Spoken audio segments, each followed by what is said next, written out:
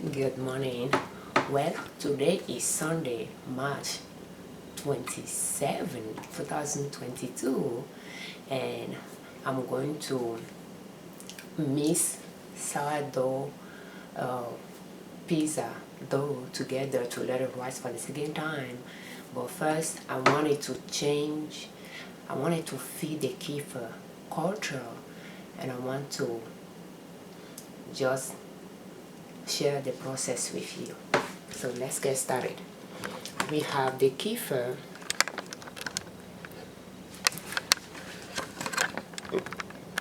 here rising.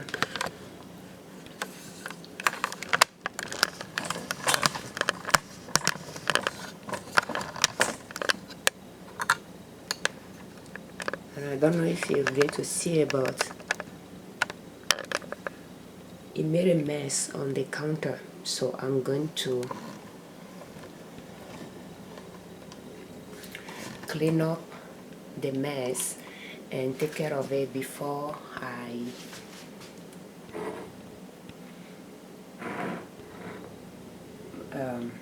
mix the pizza dough. So let me get some towel and I'll be back.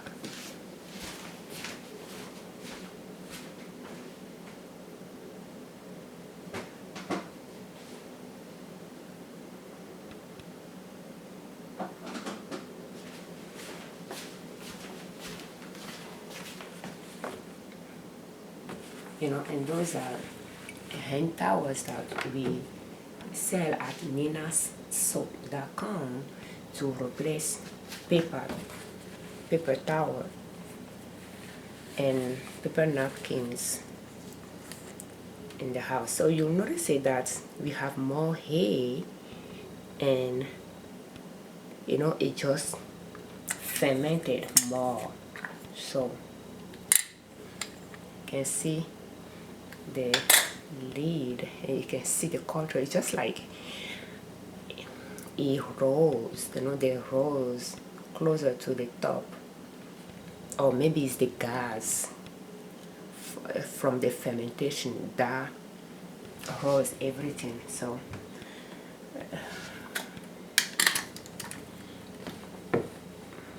I'm going to get some water here too.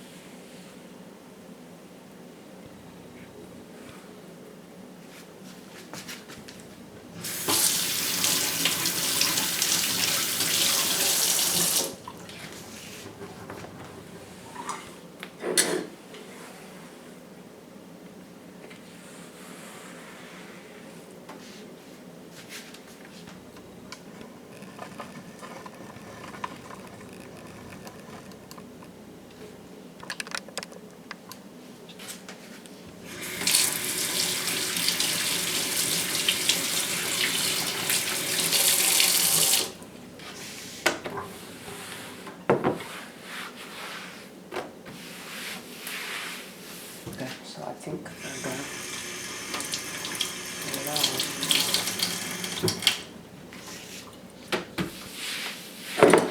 And the towel that I'm using is made out of flour sack, on a bleached flour sack. So I'm going to leave it here so that we can watch this is fair.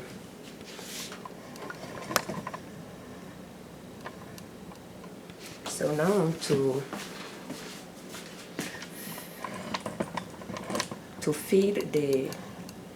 strain the kefir, we will need a strainer.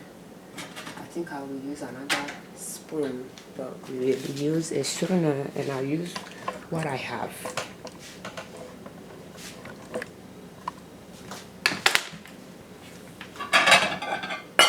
So we need a big, it's not that big though, I think it's, I don't know, it's just bigger than So we will need that and a spoon big enough. So let's get started. So I have another jar here.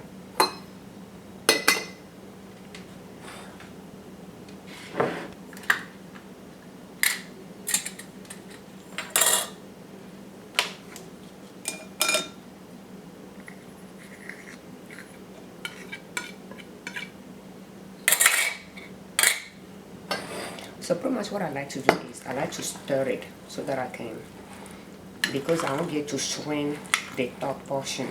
It's too dense. So I like to mix it with the whey so that it's liquid enough. Don't know if you can hear the gas. So that's something to keep in mind. If you let it ferment for that long, and by long we did it yesterday around noon, and today is 6 in the morning, 6:31. So it's not really 24 hours, but because I have a lot of culture in the jar, they fermented quickly. So because of the size of my surna, I won't be able to do a lot at once. So, and we just mix it in. I like kefir compared to yogurt, because to make a kefir is a lot easier than yogurt. Yogurt will take more time, you know, to double boil the milk to a certain temperature, and then let it cool to a certain temperature, and add the culture, the yogurt, you know, they add the yogurt to the milk and add it to the jar and put it in a hidden mat, covered with towels for a certain number of hours, 8 to 10 hours, and then you put it in the fridge. So it's not really, it's a long process, but it's not a complicated one. But still, this one is like easier. Every 24 hours you just run it. But when you are now using the kefir on a daily basis, you just keep it in the fridge full of milk. That's it. It will continue to ferment slowly, and times to times you can take it out, drain it to drink that fermented milk, and add more milk to the culture and put it back in the fridge. So I'm going to put this in this jar. That's the culture.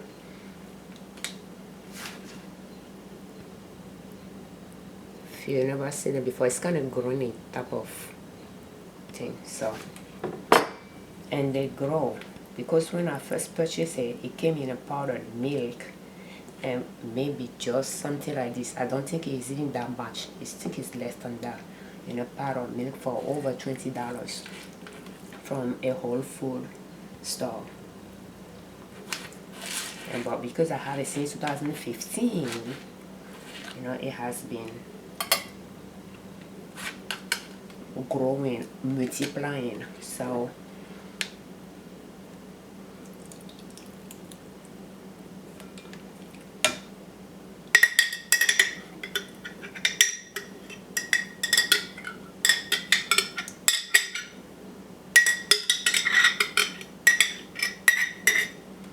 and I'll wash this jar to put the fermented milk in it.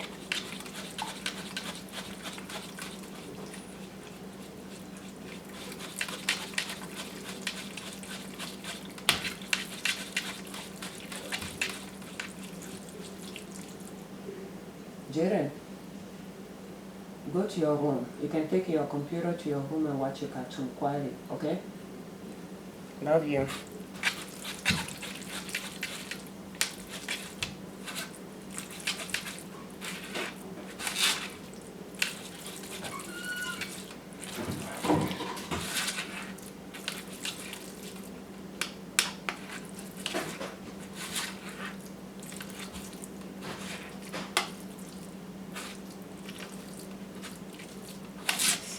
going to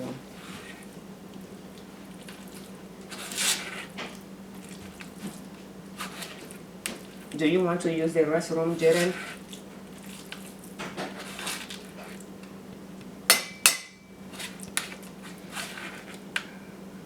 And you can see the culture.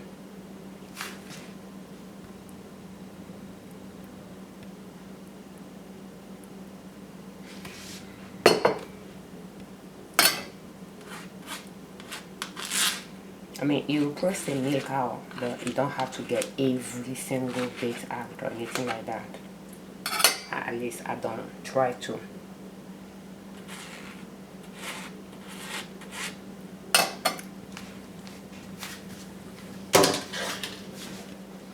And now I'm going to add milk today.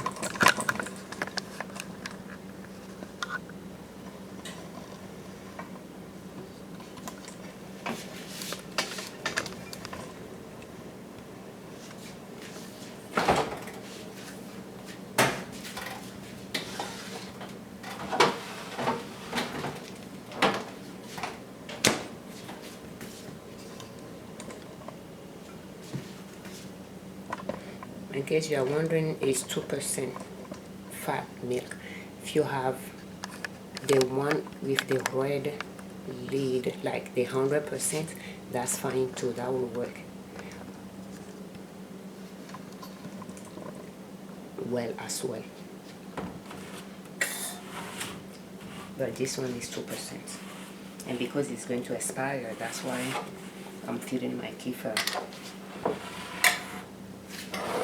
So probably in the evening, because I won't be able to do in the morning tomorrow, I mean I have time to do that, I'll probably strain it in the evening.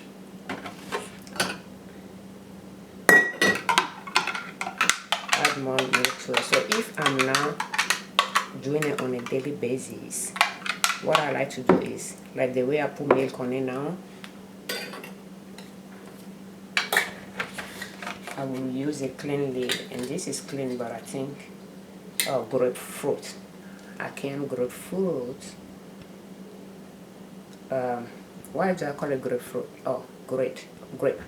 So from our yard, I have it in can it, so that's thin the lid a little bit. But and when I can, I do not reuse those to can again, but I keep them so that I can use it with the jars for purposes like this, to store things in the fridge or the freezer. So if I'm not going to feed it again, I will just close it like this and put it in the fridge. And maybe twice a month, I will take it out, strain the milk, because I will ferment in the fridge. I will strain the milk, add another milk to it, just like the way I did it, and put it back in the fridge. So I'll do that about twice a month or 3 times a month. But then when I have milk that is going to expire, then I will take it out for days to keep feeding the culture every 24 hours, strain the fermented milk to store in the fridge until I'm out of the milk. So I'll probably do that this evening and use the milk to make chocolate milk pudding. And yeah, because at the end of the year, when chocolate chips is going on sale, I like to stock up on that, and we use it to make pancake. So we'll have 1 year worth of chocolate chips. So I can make chocolate milk pudding to go with dinner. I will eat dinner tonight. And let's see if I have. Yeah, that's chocolate sheep pancake. So I will make the mixture. That's our own recipe, and I'll just put it in cast iron pan and put it in the oven for 350 at 30 to 40 minutes. Get it out, and it's like quicker for me to make the big batch for us like that, and I will slice it, and that will be, and the mixture will have sugar in it, so I don't need to add syrup to it, like maple syrup to it.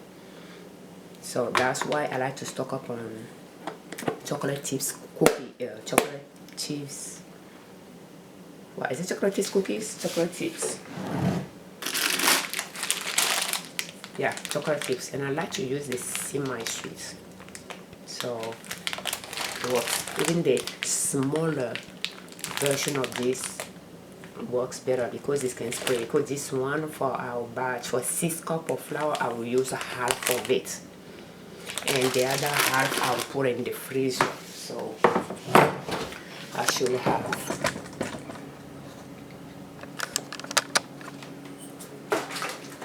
When I use it, I'll just tie and put in the freezer. Just in case I have ants in the house, they don't get their way in. But when it's sealed, when you purchase, I just keep it here.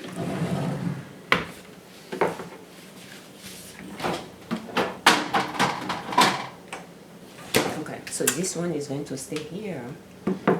We need to wash the jar.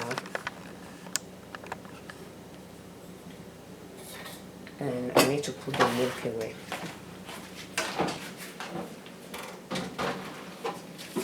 And today is the 27th. Tomorrow will be 28th. That's why I'm trying to use the milk, so that it does not expire.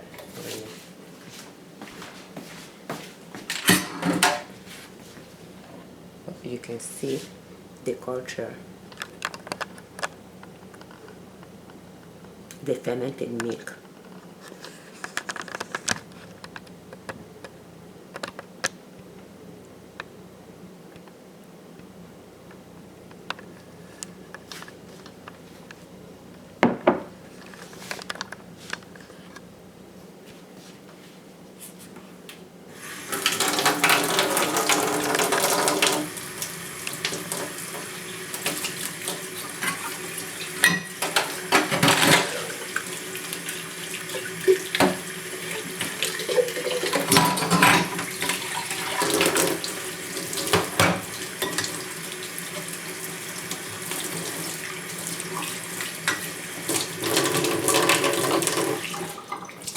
In case you are wondering, we sell natural bar soap made out of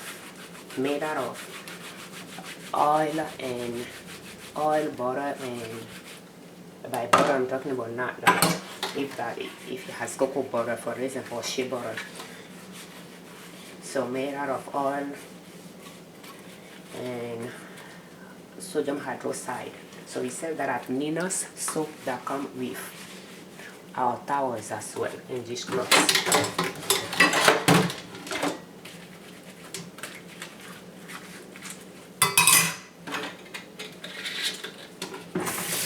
And our soap don't have fragrance or artificial additive.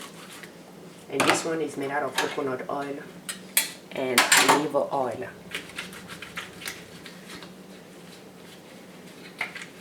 So we use very few ingredients in our soap. I don't like a lot of I don't like products with too many ingredients in it. If you know, they are not necessary. So follow that same principle with my soap as well.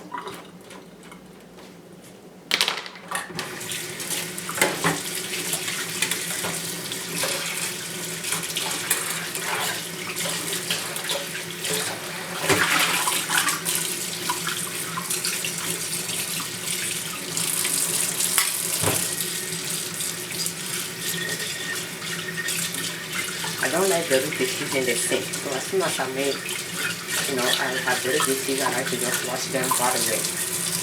We have a dishwasher, but we do not use it. It has been in the house before we purchased the house. So.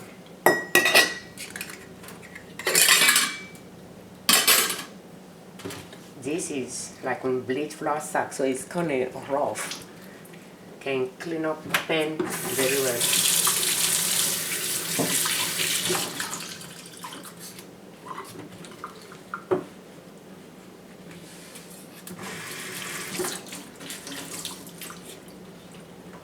And I'm not even down here because we have this I will wash again.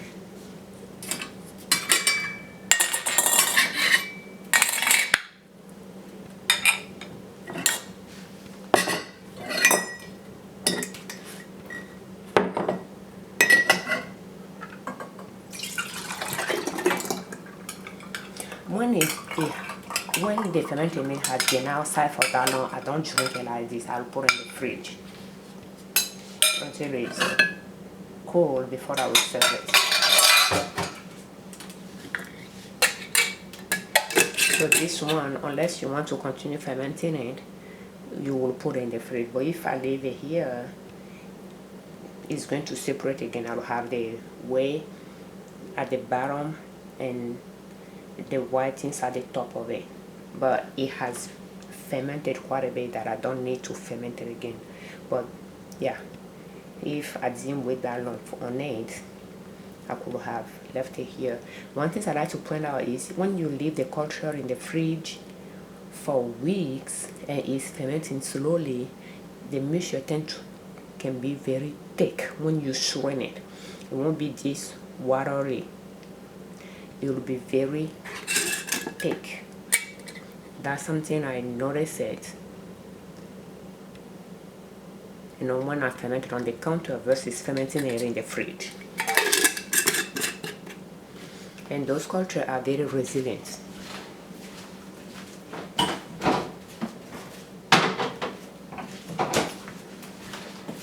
So now we are going to get this one washed up here.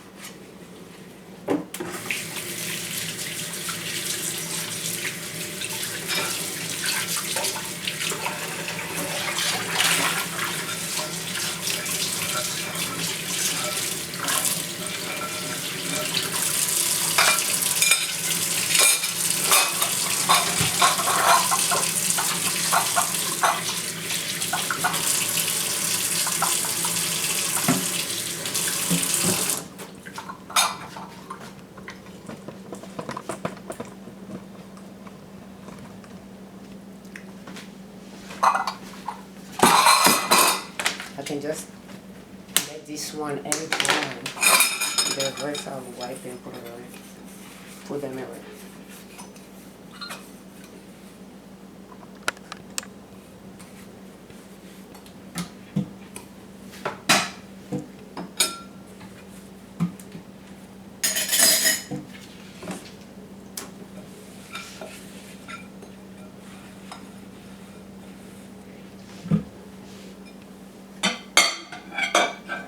Okay, so now let's work on our pizza. If you want to stick around, so we have. I was thinking about making bread for dinner this evening, but I'm not sure I'm going to. So at this point, I'll put the culture in the fridge, and it'll be in the fridge until Friday evening when I'm ready to mix dough again for pizza that we will eat on Saturday noon. I'll mix the dough at night. On Friday, I'll take it out and I'll scoop what I need, and I'll feed the rest with flour and water. And now I just use tap water just from the faucets. I don't even use filtered water from our fridge, you know, filter that came with the fridge. I don't use that anymore. I just use the tap water. It works just fine for the culture as well. So since I'm not going to make bread, I'll just put it in the fridge, and when I'm ready to make pizza the next time, I'll take it out, scoop what I need, feed it, leave it out for the next day, and when I'm done with using it, I'll put it in the fridge.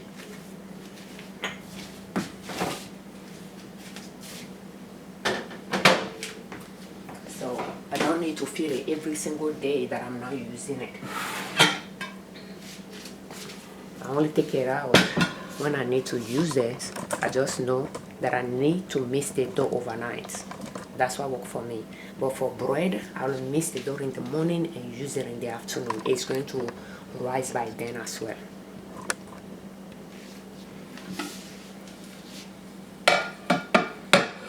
So I'm going to get my pans out. I like to keep them in the oven, in a cold oven.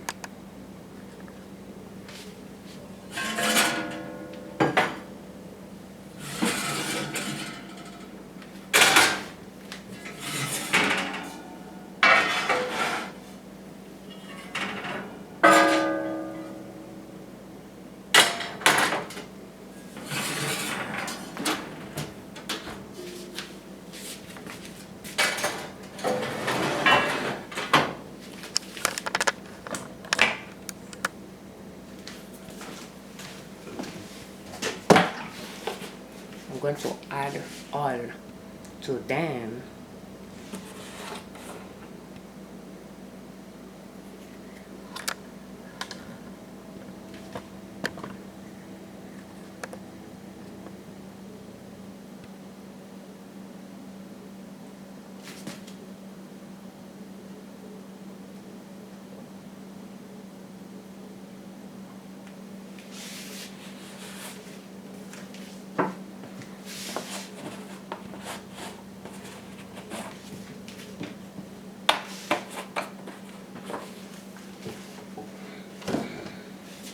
And I need to wash my hands. So.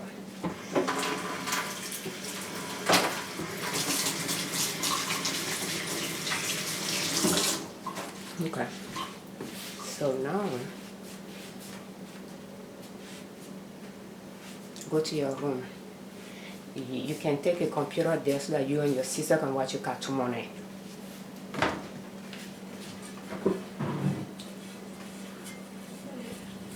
Did you two hear me? Okay.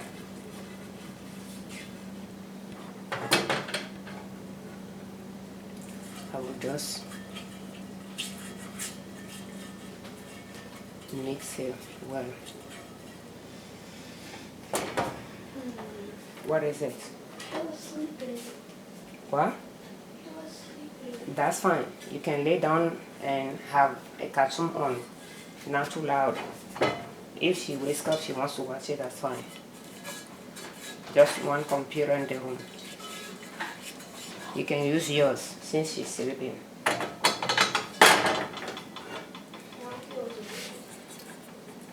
What? I think I have more oil here, so I'm going to put a little bit more on this. And I'm trying to wipe to make oil on my hand. So let's see here. Okay.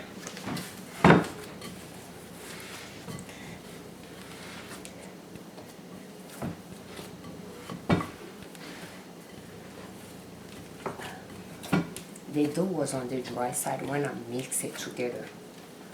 So it's not going to be easy for me to spread it. And I'm not going to divide it equally or anything. I just know what pen needs to get more. and what I need to get less.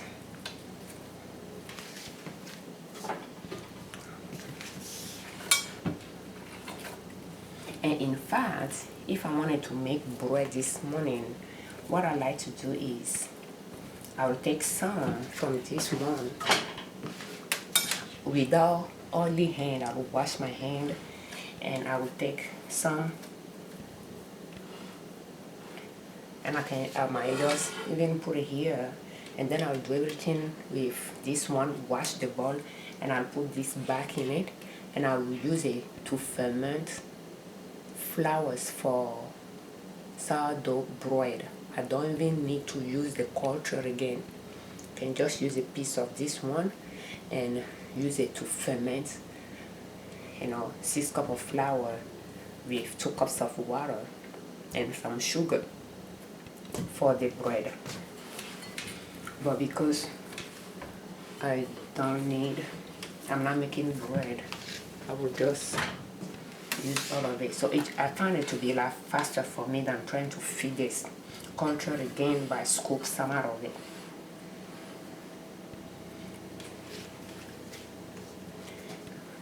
So we will wash the bowl, but before I'm just going to add some water to it.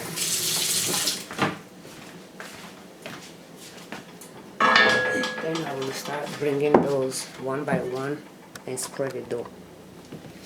So the dough is going to rise until I'm ready to bake, and I will bake it at 350 for 40 minutes, and I'll add tomato, homemade pizza sauce, add cheese, and add cooked meat to it.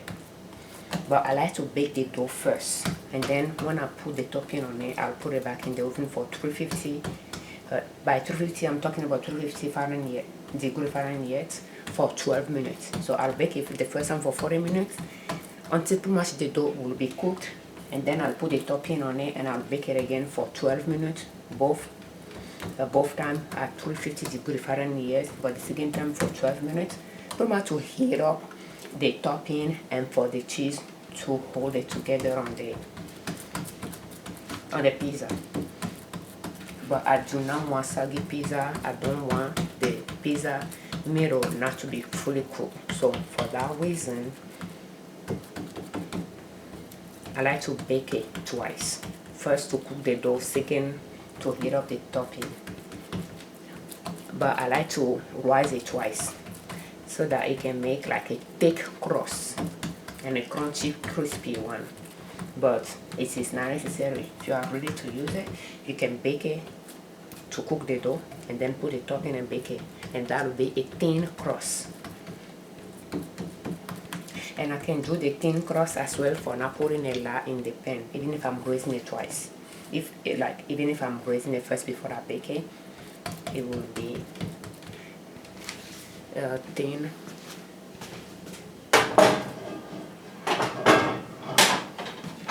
And I usually make a thin crust in this one. And you see the dough that I'm putting in it, so it's not going to make a thick crust because the dough is not a lot in it. And I like it crispy, so for that reason I like to make, I will eat from this pan, so I like to make it crispy. And I will, and I don't know if you can see it, but I'm just patting it, stretching it a little bit until it reaches the edges. So if the dough is on the dry side, it's not going to stretch easily, and it's okay.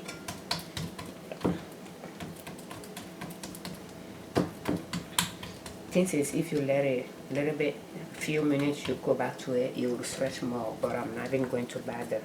I'm just going to stretch as much as I can, and that's it. You just want to make sure the middle is not thick in the middle. But because we bake it first to cook the dough, it won't matter really. But you want to pull it from the middle to the edges. And this one is done. So this one is going to make a thick crust, kind of crispy one.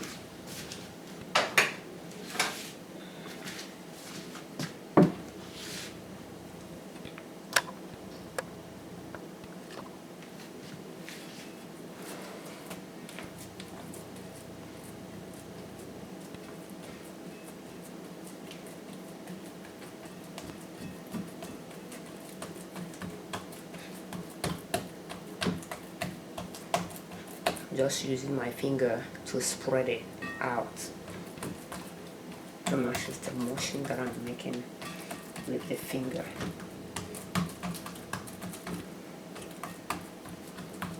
When I feel like the dough is higher in one area more than the other, I will spread, even that's at the edge, one edge, I'll try to spread that edge, the dough out of there, so that's okay. You can see this one.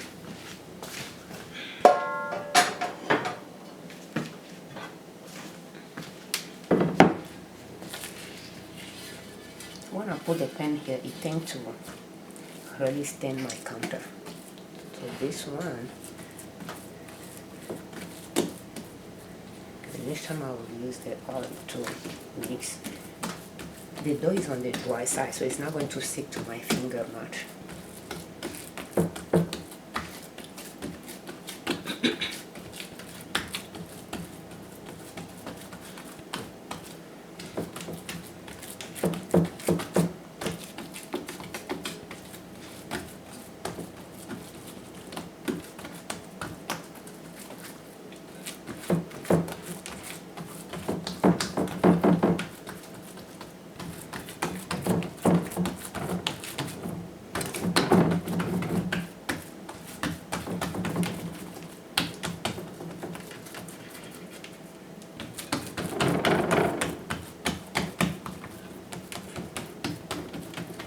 And I think that's it.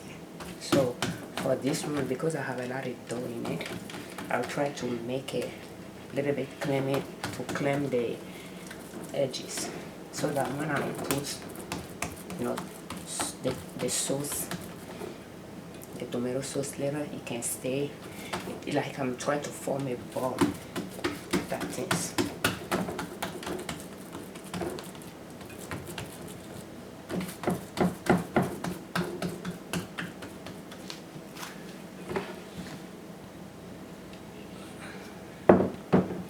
And I'm going to keep them in the oven. They will stay moist in the oven and rise.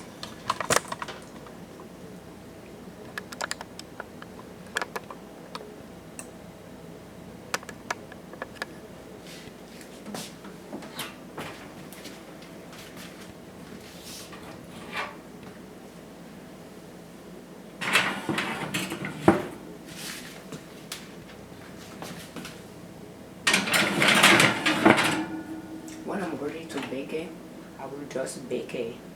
I'll just open the oven to look at them, and then I will turn the oven on.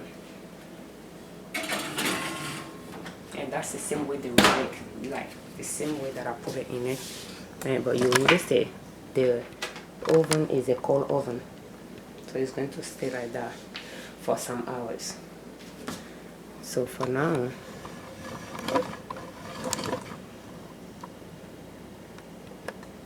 we need to do some cleaning here. I hope I'm not using the oily side of it.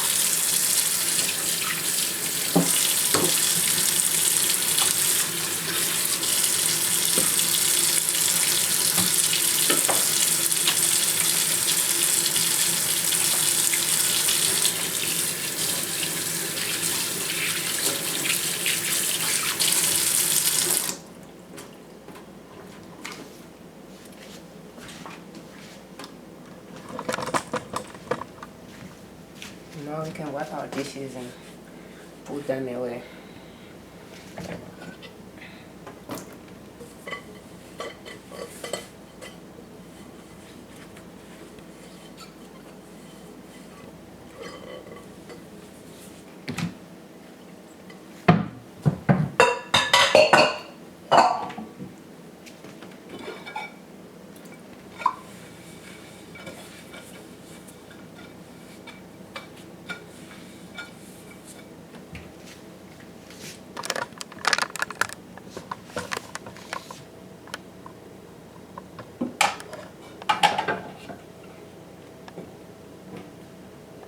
Okay, so now that we are done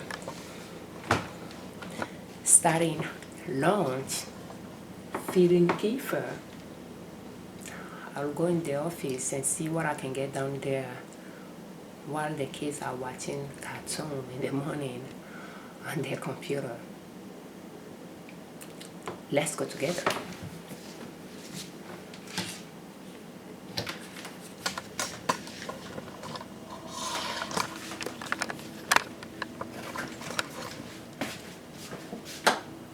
I'm going to turn my lights off here. Oh.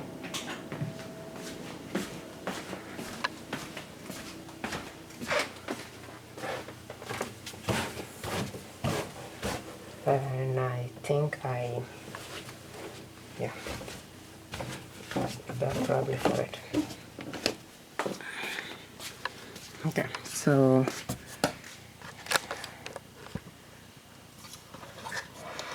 when I know I'm going to sew, I like to set the office for that before I go to bed in the evening.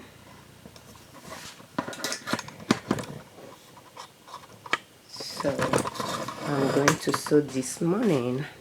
Usually I don't sew on Sunday. I work on print on demand design, but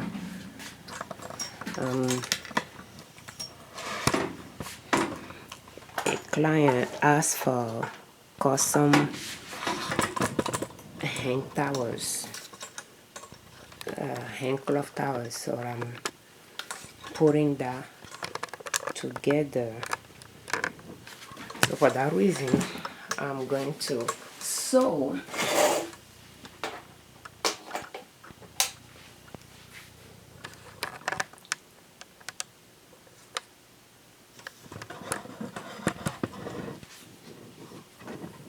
and I don't know how much I'll get done since the kids are already awake.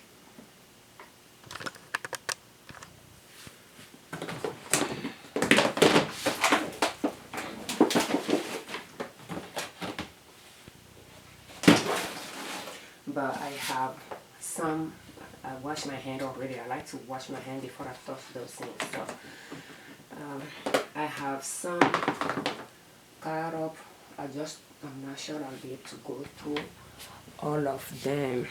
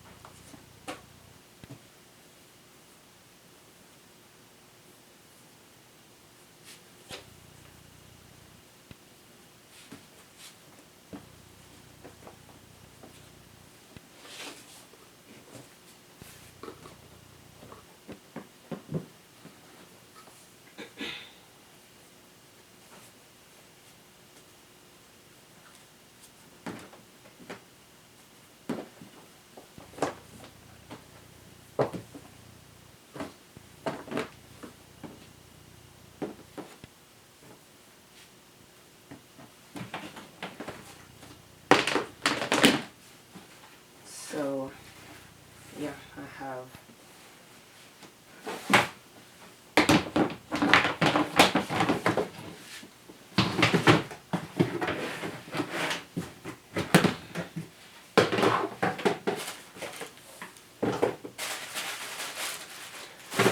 we carry different type of towels like napkins, lunch napkins, and dish cloth,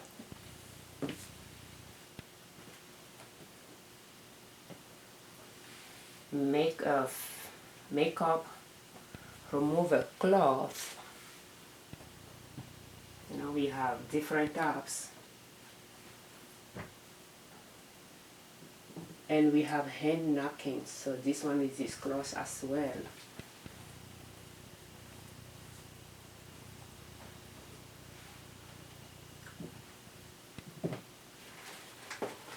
And you can find our natural product at ninassoap.com. So we have hand towels. I think there will be